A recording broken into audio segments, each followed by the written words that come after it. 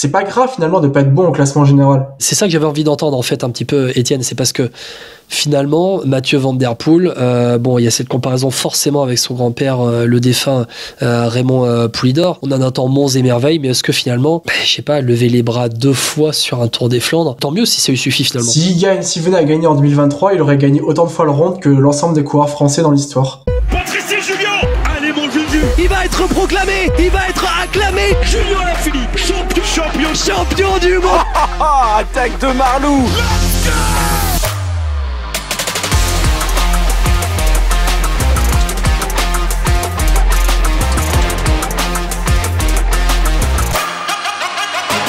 La Grande Presse 2023 by VO Podcast, ça continue avec aujourd'hui la Alpecin Deceuninck qui est avec moi, Étienne Gourceau. Salut Étienne. Salut Guillaume, comment vas-tu? Je suis prêt à débriefer une équipe qui me semble tout à fait intéressante pour cette saison 2023. Ouais, exactement. On va déjà dire une chose, on ne s'occupe pas du Tour Down Under, d'accord? Peu importe les résultats de l'Alpecin Deceuninck, on va faire un bilan global de 2022, présenter globalement 2023.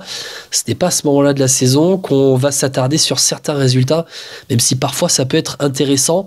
On le dit, le podcast sort ce dimanche donc avec la Alpecin Deceuninck, mais nous, ce qui nous intéresse, c'est ce qui se passe plus tard dans la saison quand même. C'est ça, le Tour de Under, j'ai envie de te dire que c'est un petit apéritif, mais le plat de résistance arrivera bien plus tard, on aura l'occasion de se régaler tout au long de cette année. Et je pense que cette équipe a bien des armes pour nous régaler. Et très rapidement. Je pense qu'ils peuvent nous régaler très rapidement parce que l'Alpecin Deceuninck, ils sont attendus dès le mois de février.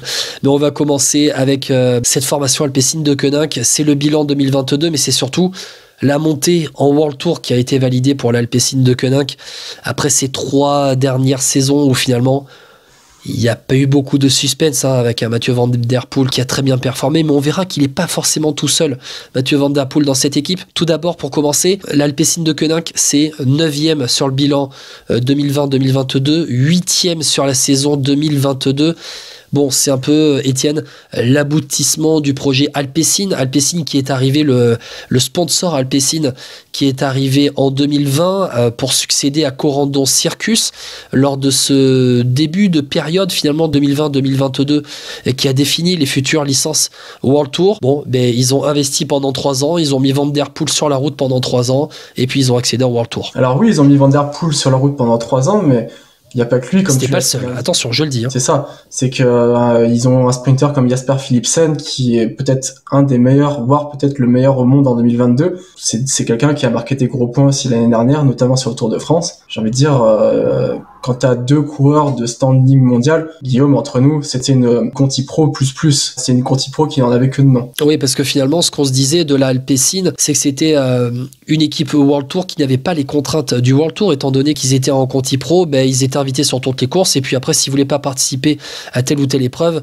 ils refusaient l'invitation et l'invitation partait à une autre équipe. Mais de manière plus générale, Étienne, je voudrais quand même qu'on revienne, c'est ce projet Alpecin qui a commencé en 2020. Bon, et c'est quand même ce genre d'équipe qui était quand même une équipe beaucoup plus orientée Conti et cyclocross au début, qui a fait sa mue sur la route. Et j'ai envie de te dire, on se pose souvent la question de savoir si c'est un coureur qui fait grandir une équipe ou si c'est une équipe qui fait grandir un coureur.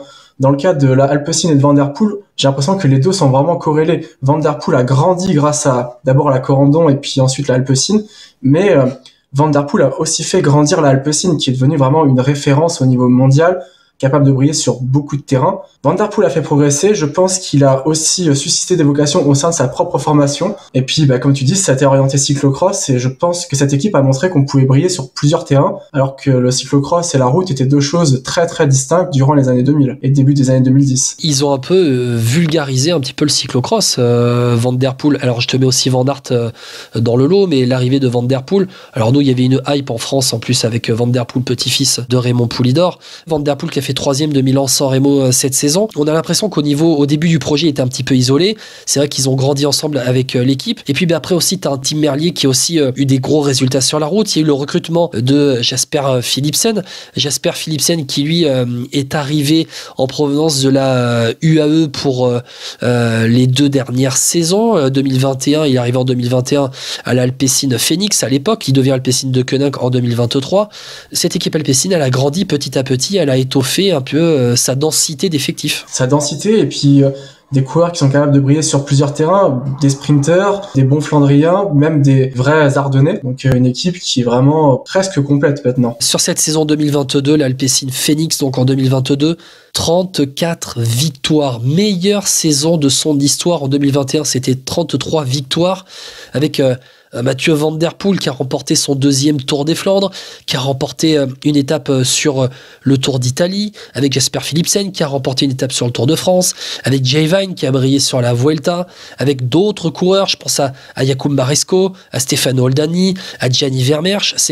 Quand on énumère ces noms, on se rend compte quand même que l'Alpecin, bon, on le redit encore une fois dans ce début de podcast, ce n'est pas seulement Van Der Poel, ce n'est pas seulement Philipsen, c'est plus seulement Merlier, c'est aussi d'autres coureurs. C'est super intéressant ce que tu dis, Guillaume, parce que j'ai sous les yeux justement la déclinaison des victoires, et c'est vrai que Van Der Poel fait un début de saison énorme, tu le dis toi-même, tu le dis si bien, il est fort sur Milan-San Remo, il gagne le Ronde, mais après la première étape du Giro qui claque devant Biniam Girmay, il ne remporte plus qu'un seul succès, et c'est au Grand Prix de Wallonie. Alors il était embêté, hein. Il a été embêté. Oui, c'est ce que je veux dire, dans le sens où finalement l'Alpecin n'a pas eu besoin de lui pour continuer à gagner, parce que sa 4e victoire de la saison, c'est la première étape du Giro, et c'est seulement beaucoup d'équipes sont concentrées, et c'est seulement le 12e succès de l'Alpecin dans la saison. C'est-à-dire que Van Der Poel ne gagne qu'une seule victoire derrière, mais c'est 22 victoires pour l'ensemble de la formation, qui a su gagner avec Philipsen, Robert Stannard, Jay Vine aussi sur la Vuelta, on s'en souvient, Tim Merlier, enfin, ils ont énormément de profils qui ont gagné, ils ont pas loin d'une dizaine de coureurs qui ont scoré. C'est presque plus impressionnant qu'avoir un Van Der Poel, ça pour moi. Quand une équipe est capable de gagner avec pas loin de 10 coureurs différents, c'est symbolique d'un collectif bien huilé et d'un collectif qui marche. Après, c'est quand même une équipe qui concentrait l'identité de course de cette Alpecin de Koenig pour 2023. C'est les sprints, c'est les classiques, les classements généraux. On verra ça un petit peu plus tard pour parler de 2023. Les classements généraux sont un petit peu plus secondaires. Moi, j'ai quand même envie de te dire on se dit, Mathieu Van Der Poel, c'est vrai, maintenant il est plus seul. Mais le recrutement de Philipsen à l'hiver 2020-2021 a quand même changé pas mal de choses pour l'Alpecin.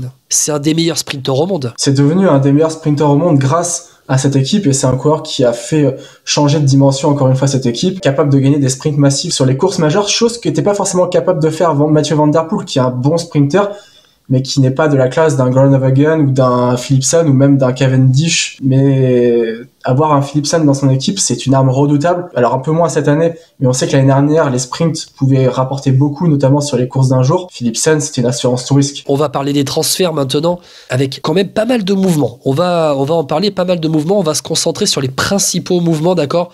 On va pas rentrer réellement dans le détail coureur après coureur, mais il y a quand même des départs. On va en parler, 9 départs en tout.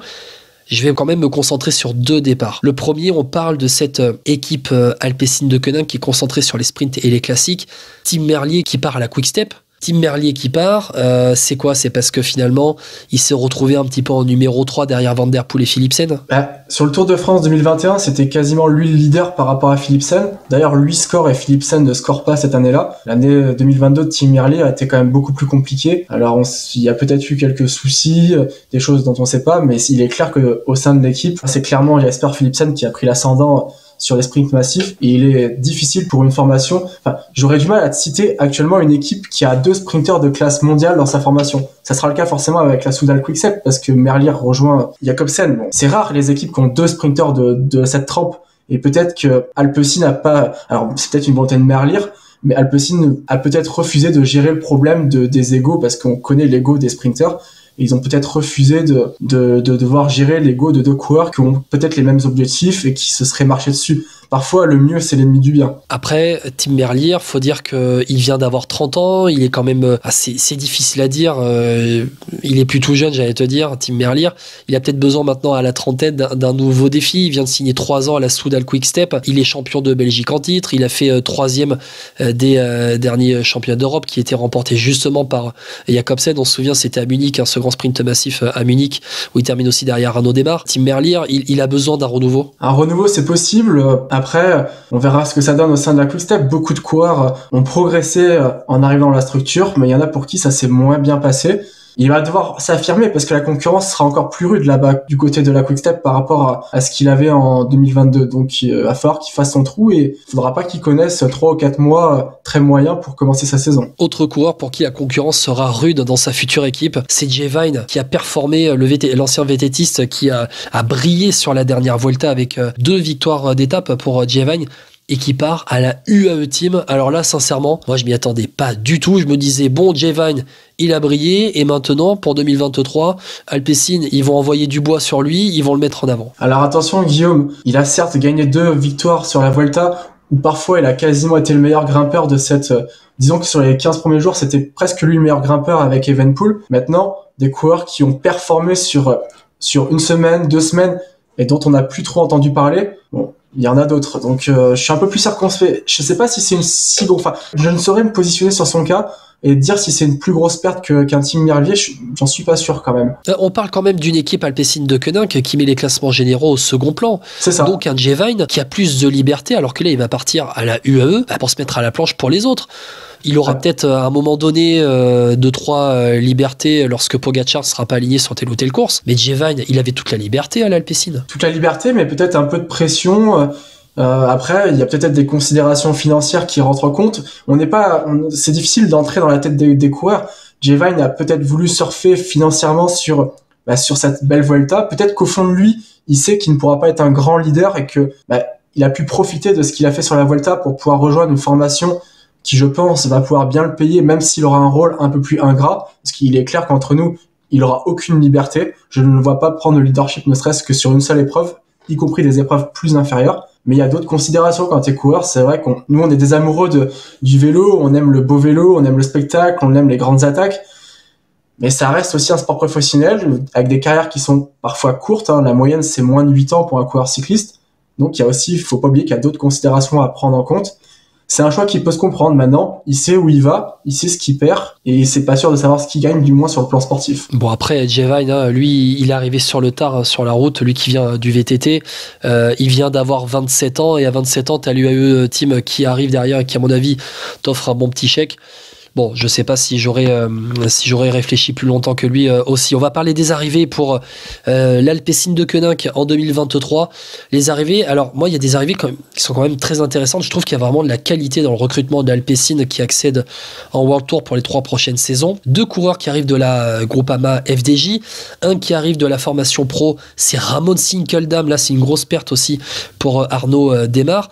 Un autre qui arrive de la Conti, je voulais quand même en parler un petit peu, c'est Jenson Plowright. Au niveau des sprinters, Tim Merlier s'en va, mais Caden Groves arrive en provenance de la Bike Exchange devenue Jayco Alula. On a Søren Kragh Andersen qui arrive de la DSM, un peu pour se relancer aussi pour Søren Kragh en 2023. Et puis, autre recrutement, à mon avis, très intéressant pour l'Alpecin, c'est un coureur qui arrive de l'Intermarché et qui a fait 2e du dernier Liège-Bastogne-Liège, c'est Quinten Hermans, autre cyclocrossman qui arrive à l'Alpecin. De manière générale, ce recrutement quand même de l'Alpecin de Koenig, il est très très très intéressant. Il est non seulement intéressant, mais il couvre quand même beaucoup de terrain. Si je devais en retenir qu'un, on en parlera de tout le monde bien sûr, mais si je devais en retenir qu'un, c'est le dernier que tu as cité, c'est Quinten Hermans, parce que c'est un cyclocrossman, 2e de Liège-Bastogne-Liège, mais en plus j'ai le sentiment qu'il serait capable de venir tirer son épingle du jeu sur des Flandriennes. C'est quelqu'un qui a un bon punch, qui est quand même puissant, qui aussi, c'est un cyclocrossman, donc c'est un bon technicien. Alors peut-être pas sur Paris-Roubaix parce que peut-être un peu trop léger, mais sur un ronde.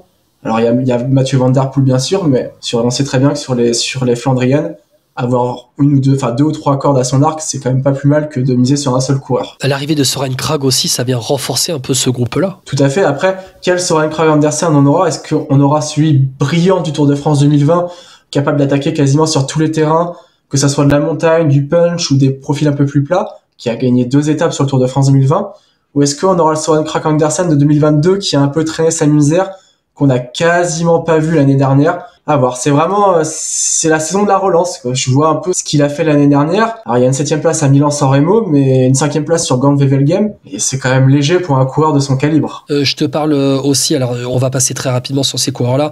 Sinkeldam, ça vient très clairement renforcer un train de sprinter. Jenson Plowright, c'est quelqu'un qui arrive de la Conti Groupama FDJ, qui a un profil sprinter mais très bon rouleur, très bon classic man aussi, et qui va aussi renforcer le groupe et qui va pouvoir apprendre au niveau des classiques. Juste Caden Groves, il arrive, il vient on va dire qu'il vient remplacer un peu numériquement Tim Merlier dans l'équipe. Tout à fait, et c'est un coureur qui est encore jeune. Très bon sprinter. Oui, c'est ça, c'est un sprinter qui est encore jeune, qui je pense peut franchir un cap au sein de cette équipe. Alors, il quitte Groenewegen justement pour aller se concurrencer en interne un autre très grand sprinter. On verra comment il se débrouille au sein de cette équipe Alpecin. Et puis il est encore jeune, mais il prend de la bouteille. Il va être attendu au tournant du haut de ses 24 ans. C'est bien parce que si jamais Jasper Philipsen venait à faire une saison un peu plus moyenne ou qu'il se blesse, on sait jamais. Le vélo, c'est un sport où les chutes sont présentes, il y a toujours un risque. Bah, mine de rien, si jamais Philipsen il lui arrivait un problème, avoir un coureur comme Caden Groves, c'est quand même une belle solution de rechange. J'oserais pas dire roue de secours. On va pas dire ça quand même. Allez, on va passer sur la saison 2023 de l'Alpecin de Koninck, voir un petit peu ce qu'on attend de cette équipe, avec forcément le visage de cette équipe Alpecin de Koninck et Mathieu Van Der Poel. Moi, j'aurais juste qu'on s'attarde un petit peu dessus parce que c'est vrai qu'on vient de terminer, on va dire, peut-être un premier cycle dans la carrière sur route de Mathieu Van Der Poel avec ses 3 dernières saisons, où il claque quand même 2 Tours des Flandres, il gagne 2 des 3 derniers Tours des Flandres, mais moi je peux pas m'empêcher de faire la comparaison avec Wout van Aert. De toute façon, ces gars-là, ils se tirent la bourre depuis qu'ils ont 15 ans. On a quand même l'impression petit à petit au fur et à mesure des saisons que ce qui était auparavant 2 coureurs plutôt identiques devient avec un petit peu cette hyper spécialisation que veut le cyclisme professionnel de très haut niveau, 2 coureurs qui n'ont plus forcément les mêmes profils. Et j'ai même envie de te dire que quand on voit l'hiver que vient de passer Van Der Poel, qui en plus était à nouveau embêté par son dos, j'ai quand même l'impression qu'il y a de plus en plus un complexe face à Wout van Aert. Attention, parce que, alors je suis d'accord avec toi, mais Wout van Aert est tellement fort, tellement partout que si on devait comparer Wout van Aert à n'importe qui dans le peloton, je pense qu'on peut mettre à la retraite tout le monde, à part peut-être Tadej Pogačar, je pense qu'on peut mettre tout le monde à la retraite tellement il couvre des terrains. Cependant, alors, il est vrai que Wout van Aert a été touché par le Covid. Sur le Tour des Flandres, et quand même globalement sur les Flandriennes, je trouve que Mathieu Van Der Poel a absolument rien à envier à un Wout van Aert. Et il y a rien qui dit qu'un Wout van Aert, même en très grande forme, aurait résisté à un Mathieu Van Der Poel qui était quand même très fort sur le round, parce que pour avoir encaissé les différentes attaques de Tadej Pogačar tranchantes, on les connaît les attaques de Pogačar, c'est quand même, enfin, il y en a beaucoup qui ont payé pour apprendre. Lui, il a jamais craqué, il a réussi à le battre au sprint, il l'a maîtrisé tactiquement en plus. Bon, je suis d'accord avec toi. Oui, mais Mathieu Van Der Poel, aujourd'hui, il est, parce que Van Aert est parti dans une équipe Jumbo-Visma, qui est une équipe, qui est la meilleure équipe au monde, tout simplement, la Jumbo-Visma, qui est beaucoup plus clinique dans sa manière de courir. Van Der Poel est resté dans une équipe continentale jusqu'à l'année dernière, qui n'a pas la même identité de course, qui est beaucoup plus offensive. C'est pour ça que je te parle aussi de différence maintenant de profil entre Van Aert et Van Der Poel. Van Der Poel, souviens-toi, quand il arrive sur route, on dit mais quelle est sa limite à Van Der Poel? Est-ce qu'il peut claquer? Et de toute façon, à chaque fois qu'on dit ça, nous les médias français, c'est est-ce qu'il peut claquer un Tour de France? Lui qui a aussi été très fort en VTT, Mathieu Van Der Poel. Alors qu'on se rend compte que finalement, que c'est peut-être Wout van Aert qui va être plus capable de claquer un Tour de France qu'à Mathieu Van Der Poel. Je grossis volontairement le trait par rapport au Tour de France, mais se sortir un peu de ce profil puncher-sprinter, j'ai l'impression que Wout van Aert est plus facilement capable de se sortir de ce profil-là de classic man et de briller ailleurs. On voit qu'il brille énormément aussi en contre-la-montre. Alors, oui, mais Mathieu Van Der Poel n'est pas si mauvais en contre-la-montre. Il fait quand même 2e du chrono sur le Giro. Il avait fait dans le top 5 sur le Tour de France à Laval avec son maillot jaune à défendre. Est-ce que c'est des limites de Mathieu Van Der Poel ou est-ce que c'est pour le moment une volonté de rester sur d'autres terrains et pas, j'allais pas dire s'embêter. On voit pas, par exemple, un Wout van Aert aller sur VTT. Donc, est-ce que si Van Der Poel à 30 ans se décide d'aller sur le Tour de France, est-ce qu'il est pas capable d'y briller même sur le classement général? Et même si c'est pas le cas, est-ce que c'est si grave que ça? Mathieu Van Der Poel qui vient juste d'avoir 28 ans au moment où on sort ce podcast. C'est vrai, il est encore relativement jeune. Alors évidemment, quand t'as des monstres comme Tadej Pogačar ou même Jonas Vingegaard qui sont plus jeunes tous les deux, et je te parle même pas de Juan Ayuso qui a fait podium de la Vuelta à 19 ans, évidemment, c'est compliqué de se dire qu'il peut viser un Tour de France. Après, il faut pas tomber dans le piège. C'est pas parce qu'un coureur est impressionnant sur plein de plans qu'il faut en faire tout le temps un coureur de classement général. C'est peut-être l'erreur que les médias français ont fait avec Julien Alaphilippe, qui certes a est pas passé si loin de gagner un Tour de France. Encore que, si tu lis le scénario, je pense qu'il en est bien loin, mais qui reste plus un coureur classique. C'est pas grave finalement de pas être bon au classement général. C'est ça que j'avais envie d'entendre en fait un petit peu, Étienne, c'est parce que finalement, Mathieu Van Der Poel, il y a cette comparaison forcément avec son grand-père, le défunt Raymond Poulidor. On en attend monts et merveilles, mais est-ce que finalement, lever les bras 2 fois sur un Tour des Flandres, tant mieux si ça lui suffit finalement. S'il venait à gagner en 2023, il aurait gagné autant de fois le Ronde que l'ensemble des coureurs français dans l'histoire. Voilà, bien résumé. Ça, c'est pour les coureurs français. On espère aussi qu'ils brilleront en 2023. Dans notre cœur, Sylvain Chavanel a gagné le Ronde en 2011, mais ça reste malheureusement que dans notre cœur. Exactement. Mais ça, après, on en fait encore des cauchemars. Oui. On va parler un petit peu des autres coureurs. De toute façon, on en a parlé. Jasper Philipsen, on va pas y revenir sur les sprints, mais un peu sur les groupes qui vont se définir pour les prochains mois pour l'Alpecin de Koenig. J'ai envie de te dire, pour grossir un petit peu le trait, Jasper Philipsen pour les sprints, Mathieu Van Der Poel pour les Flandriennes, et moi, j'ai envie qu'on s'arrête sur Quinten Hermans. On en a parlé très vite fait il y a quelques minutes, mais Quinten Hermans, est-ce que finalement sa deuxième place sur Liège-Bastogne-Liège, on doit l'attendre lui maintenant plus sur les Ardennaises, Van Der Poel plus sur les Flandriennes, Hermans plus sur des Ardennaises? Alors c'est clair que sa deuxième place est magnifique à Quinten Hermans, mais ça reste une deuxième place où tout le monde a pris une énorme branlée par Remco Evenepoel ce jour-là. Il revient du diable au Vauvert, il est pas forcément dans le bon groupe. Après la Roche-au-Faucon, il me semble qu'il est pas dans le bon groupe. Il revient, il réussit à avoir du jus pour terminer deuxième, mais c'est une deuxième place un peu à la Christophe Laporte sur les championnats du monde. C'est une deuxième place de quelqu'un qui n'a jamais pu envisager la victoire. Et se retrouver dans une position d'un coureur qui est capable de briguer la victoire, on ne court pas pareil. Mais est-ce qu'il peut passer un cap? Il est jeune, ce serait quand même dommage qu'il puisse pas passer de cap. C'est qu'on parle de quelqu'un qui a que 27 ans. Qui vient de faire deuxième de Liège-Bastogne-Liège, certes dans des conditions particulières, mais si à 27 ans tu n'as pas de marge de progression, surtout dans un cyclisme qui est quand même un sport à maturité plutôt tardive, c'est moins vrai depuis 3-4 ans. Surtout pour quelqu'un qui vient du cyclocross. Oui, évidemment qu'il a de la marge de progression. Ça serait inquiétant pour lui que ça ne soit pas le cas. Oui, pour Quinten Hermans, 27 ans, il a encore le même âge. Il a le même âge que Mathieu Van Der Poel. On l'attend aussi un petit peu. On va parler un petit peu aussi de cette équipe. C'est quand même une équipe du kiff qui est très offensive. C'est ça l'identité finalement de l'Alpecin. On tourne autour des mêmes coureurs depuis tout à l'heure, mais on recite un peu Gianni Vermeersch, Dries de Bont aussi, qui sont dans les classiques, qui sont quand même toujours à l'avant.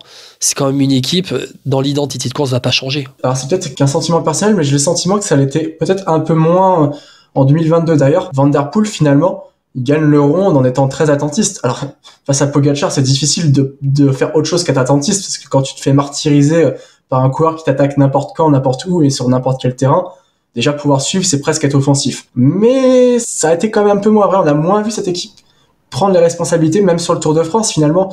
Ils ont beaucoup misé sur Philipsen, on les a moins vus faire de grandes manœuvres. Alors ça reste une équipe offensive, mais peut-être un tout petit peu moins qu'avant. Mais encore une fois, pour aller chercher des grands succès, c'est difficile de combiner le beau vélo et l'efficacité. Pour les classements généraux à l'Alpecin de Koenig, allez, si je te dis 2 noms comme ça, Robert Stannard, Nicolas Conchi. Déjà, quand on cite ces 2 noms-là pour viser des classements généraux, allez, Stefano Oldani aussi un petit peu. Ce sont des coureurs qui vont viser des coups sur des grands tours et des classements généraux, aller podium ou top 5 sur des contis. Ouais, tout à fait. À la limite, on peut même y rajouter Xandro Meurus, s'il retrouve ses jambes de 2019. Quelqu'un qui est quand même capable de bien grimper, de puncher. Ouais, il y a quelques courses de 5-6 jours avec 2 ou 3 étapes vallonnées ou qui peuvent leur convenir. Reste à savoir qui ils vont affronter sur ces courses. C'est à peine des seconds couteaux, sans leur manquer de respect, mais pourquoi pas. Faudra quand même surperformer le jour J, à mon sens. Je te remercie, Étienne, pour cette grande présentation de la Alpecin de Koenig, qui est un petit peu cette équipe du kiff qu'on attend pour 2023, une équipe très offensive. Et nous, Étienne, on va se retrouver très rapidement pour d'autres présentations d'équipes et une autre équipe qu'on attend un peu pour 2023, une équipe qui a le sponsor un petit peu plus dans le golf, on va dire, on va pas donner le nom. Étienne, je te remercie, on se dit à très bientôt dans Vélo Podcast. Écoute Guillaume, c'est moi qui te remercie, et ciao tout le monde. Ciao ciao.